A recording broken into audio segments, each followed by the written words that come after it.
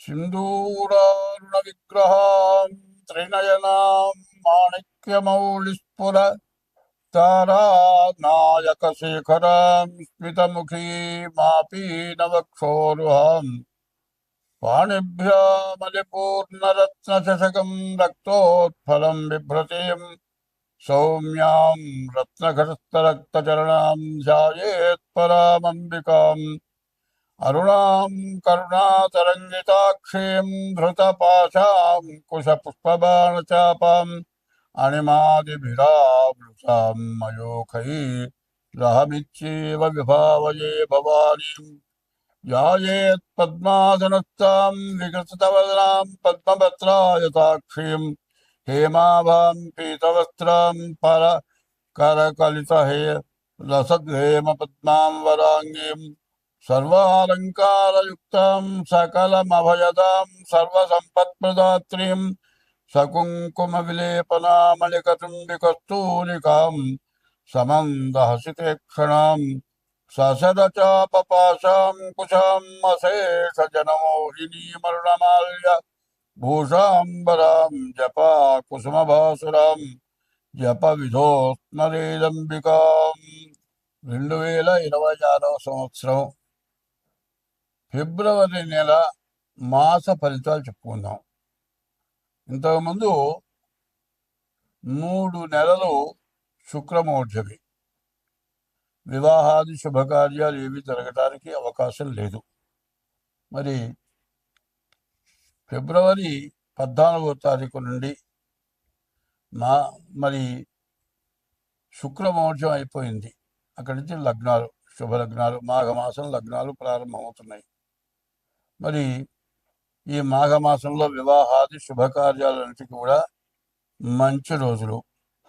అట్లాగే తర్వాత మహాశివరాత్రి, ఇది చాలా మనకు హిందూ ధర్మానికి చాలా విశేషమైనటువంటి పండగ. శుభముహూర్తాలు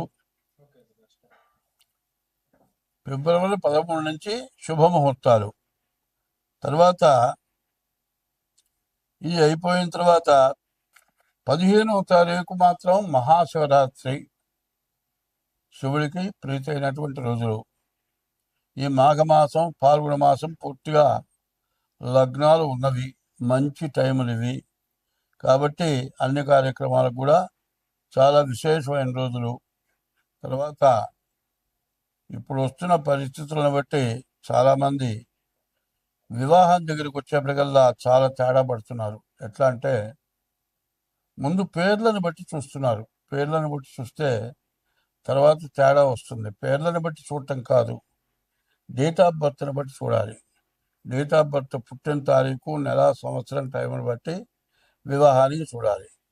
అట్లా చూడకుండా ఏదో పేర్లు బట్టి పులి, మేక, ఆవు, పులి ఇట్లాంటివి చూస్తున్నారు.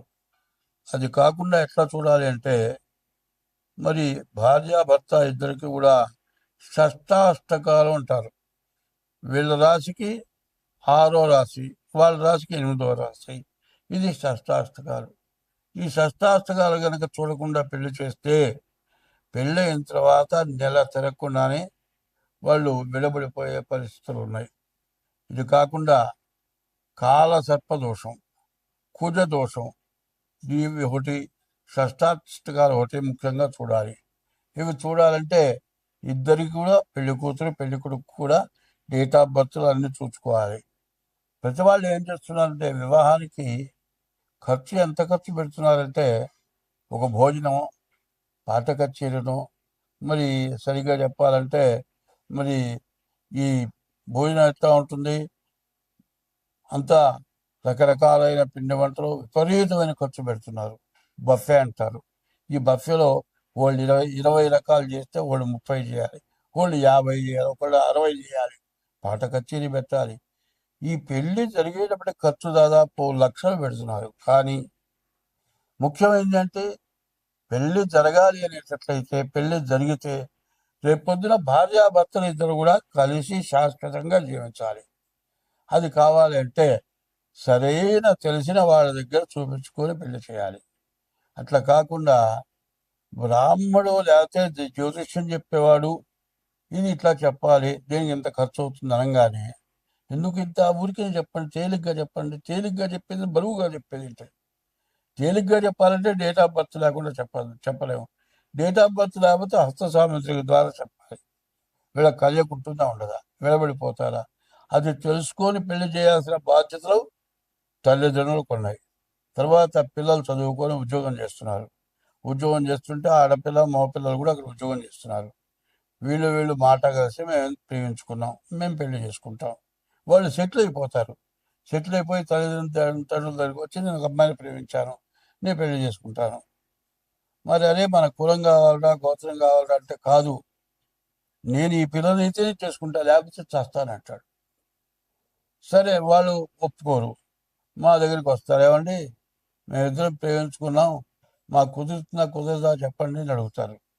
ఇవాళ మీకు కుదరదు అని చెబితే మానుకుంటారంటే మానుకోరు. మానుకున్నప్పుడు మంచిగా చెడ్డ చూసుకోవాల్సిన అవసరం ఏముంది? ఇప్పుడు పెళ్లి చేసుకోవాలంటే ముందు జాతకాలు కలిసి లేవో చూడాలి. చూసిన తర్వాత పిల్లలు చూడాలి. అది లేకుండా పెద్దవాళ్ళు కానీ చేసుకుంటే పిల్లలు కానీ స్వతంత్రమైన తీసుకొని ఈ విధంగా చేసుకొని నెల 2 నెలలు తిరగానే కోర్టుకెక్కి మరి విడాకులు రాక విపరీతంగా కోర్టులో ఇవన్నీ మూలుగుతున్నాయి. లాయర్లు కూడా విసుక్కుంటున్నారు. కాబట్టి నేను చెప్పబోయేది ఏంటంటే, ఎవరైనా సరే వివాహాలకి టైము కాబట్టి ఈ టైంలో జాగ్రత్తగా డేట్ ఆఫ్ బర్త్ ద్వారా మాత్రం మీరు వివాహానికి కుదురుతుందా లేదా అనేది చెప్పాలంటే మేము చెబుతాం. అయితే దానికి తగిన ఫీజు తీసుకొని చెబుతాం. ఇట్లా చేసుకుంటే మీకు అన్ని విధాల మంచిది. 2026వ సంవత్సరం ఫిబ్రవరి నెల 3వ రాశి మిథున రాశి. ఈ మిథున రాశికి వచ్చేప్పటికల్లా శుక్రుడు కేతువు తప్పితే ఏ గ్రహాలు బాగాలేవు. ఈ శుక్రుడు కేతువు ఉండటం చాలా ఇబ్బంది. అస్తమంలో కుజుడు, జన్మంలో గురువు. ఈ కుజ గురువుల వల్ల చాలా ఇబ్బందులు ఉన్నాయి. ఏమిటంటే ద్వాదశాస్తమ జన్మస్థం శని అంగారకో గురు కుర్వంతి ప్రాణ సందేహం స్థాన చలనం ధనక్షయం. ద్వాదశంలో కానీ, అష్టమంలో కానీ, జన్మంలో కానీ, ద్వితీయంలో కానీ శని కానీ, కుజుడు కానీ, గురువు కానీ ఉండేటట్లయితే మరి జన్మస్థ శని అంగారు కుర్వంతి ప్రాణ సందేహం, బతకడం చాలా కష్టంగా ఉంటుంది. స్థాన చలనం, చేసే ఉద్యోగం దగ్గర కానీ ఉండే ఇంట్లో నుంచి కానీ వెళ్ళిపోవాల్సి వస్తుంది. ధనక్షయం, విపరీతమైన డబ్బు ఖర్చు అవుతుంది, అప్పుల పాలవుతారు. ఈ ఇబ్బందులన్నీ ఉంటాయి. అందులో ఈసారమైంది కుజుడు అష్టమంలో ఉన్నాడు, గురువు జన్మంలో ఉన్నాడు. ఈ 2 గ్రహాలు మాత్రం బాగా ఇబ్బంది పెట్టేవి. దాదాపు యాక్సిడెంట్లు అవటానికి అవకాశం ఉంది, విరగటానికి అవకాశం ఉంది, ఆపరేషన్లకు పోవాల్సిన పరిస్థితి రావచ్చు. వీటన్నిటినీ తప్పించుకోవాలి అంటే చాలా జాగ్రత్తగా ఉండాలి. అనవసరమైన ప్రయాణాలు చేయకూడదు. గురువు బాగాలేడు, నీ నోరే నీకు దెబ్బతీస్తుంది. ఏదైనా ఒక మాట చెబితే తిరగబడి పొట్లాడుకొని ఉద్యోగం చేసే చోట సమస్య చేతులారా తెచ్చిపెట్టుకోవడం జరుగుతుంది. కాబట్టి శుక్రుడు మరి కేతువు తప్పితే ఏ గ్రహాలు బాగాలేవు. మరి రవి బాగాలేడు, కుజుడు బాగాలేడు, బుధుడు బాగాలేడు, శని బాగాలేడు, గురువు బాగాలేడు. 2 గ్రహాలే బాగున్నాయి. 6 గ్రహాలు బాగున్న గ్రహాలు శుక్రుడు, కేతువు. ఈ శుక్రుడు వల్ల వివాహాది శుభకార్యాలు జరుగుతాయి. వివాహం జరగడానికి అవకాశం ఉంది. కానీ వివాహం జరిగే చోట కూడా జాగ్రత్తగా పిల్ల నీకు సరిపోయి ఉందా లేదా, నీ జాతకం సరిపోయిందా లేదా, చేసుకోవచ్చునా లేదా అది విచారించుకోవాలి. అట్లా కాకుండా ఇట్లాంటి టైంలో నీచ జాతి స్త్రీలు కలవటానికి అవకాశం ఉంది. ఎక్కడైనా సరే నిన్ను ప్రేమించాలంటుంది, నీ సంపాదన చూస్తుంది, చిన్నగా నిన్ను వల్ల వేసుకుంటుంది, నీకు ఆమె ఎంతో మంచిదానిలా కనబడుతుంది. నువ్వు ఇంటికి పోయే పని లేదు, ఎప్పుడు దాని దగ్గరే ఉండి ఉన్న సంపాదన అంతా దానికి పెట్టేసి పెళ్ళాం పిల్లలు తల్లిదండ్రులకి ఎవరికి కూడా డబ్బు పెట్టకుండా పెళ్ళైన వాళ్ళైతే పరాయి స్త్రీకి పెట్టి మొత్తం నష్టపడిపోవటం, ఇంటికి రాకపోవటం. సరే చివరికి ఆ పిల్ల నీ భార్య ఇంటికి వెళ్ళిపోయి వేరే పెళ్లి చేసుకునే పరిస్థితి కూడా వస్తుంది. ఇట్లాంటి పరిస్థితి ఏమంటారంటే అసలు చేసుకున్న భార్య మంచిదానిలాగా అప్పుడు కనబడదు, మరి పరాయి స్త్రీ నీకు చాలా మంచిదానిలాగా కనబడుతుంది. నీ దగ్గర డబ్బులన్నీ అయిపోయి అప్పుల పాలైన తర్వాత, నీ దగ్గర డబ్బులు లేకపోయిన తర్వాత నిన్ను వదిలి వాడు అది ఇంకోటితో పోతుంది. అప్పుడు ఏం చేస్తావు? దాన్ని చూసి ఇది నాకు అక్కర్లేదు అనుకుంటావు. చివరికి ఇంటికి వద్దామంటే భార్య లేదు, భార్యతో సంబంధం లేదు, పెళ్ళాం ఒక చోట, తల్లిదండ్రులు ఒక చోట, పిల్లలు అనాథ శరణాలయాల్లో ఇట్లా అయిపోయి ఏమవుతుంది? శాస్త్రం పెద్దవాళ్ళు చెబుతూ ఉంటారు, అరే ఉన్నది పోయే, ఉంచుకున్నది పోయే, నీ బతికే ఇంట్రా అంటారు. చివరికి ఉన్నది అసలామే భార్య. ఈ భార్య జీవితం మొత్తం ఉండాల్సిన భార్యని వదులుకొని పరస్త్రీ వ్యామోహం. ఇప్పుడు చాలామంది ఇట్లాగే చేస్తూ ఉన్నారు. పరస్త్రీ వ్యామోహం ఎక్కువైపోయింది. ఉద్యోగాల్లో బాగా ఆడవాడు కానీ మగవాడు కానీ చేసుకున్న వాడి కంటే పైన ఈ రెండో వాడు బాగా అందంగా మంచిగా కనపడతాడు. ఈ ఆడవాళ్ళు మగవాళ్ళు కూడా చేసుకున్న భర్తని ఆడమనిషి, చేసుకున్న భార్యను మగవాడు వదిలి వీళ్ళిద్దరు కలిసి విడబడిపోయి నానా గందరగోళం అయిపోయి కోర్టుకు పడి ఎన్నో తిప్పలు పడి చివరికి విడాకులు రాక మళ్ళీ పెళ్లి చేసుకుంటానికి వీలుగాక ఇట్లా ఇబ్బంది పడుతూ ఉన్నారు. కాబట్టి ఈ రాశి వాళ్ళు అటువంటి సమస్యలు కూడా రావటానికి బాగా అవకాశం ఉంది. కాబట్టి ఈ రాశి వాళ్ళు ఎంత జాగ్రత్తగా ఉంటే అంత మంచిది. జాగ్రత్తగా కాదు, ముఖ్యంగా చెప్పాలంటే మీ డేట్ ఆఫ్ బర్త్ ద్వారా మీ జాతకం చూపించుకొని దానికి ఏదైనా శాంతులు చేయాలంటే చేయించుకోండి. మీకు అన్ని విధాలు బాగుంటుంది. స్వస్తి.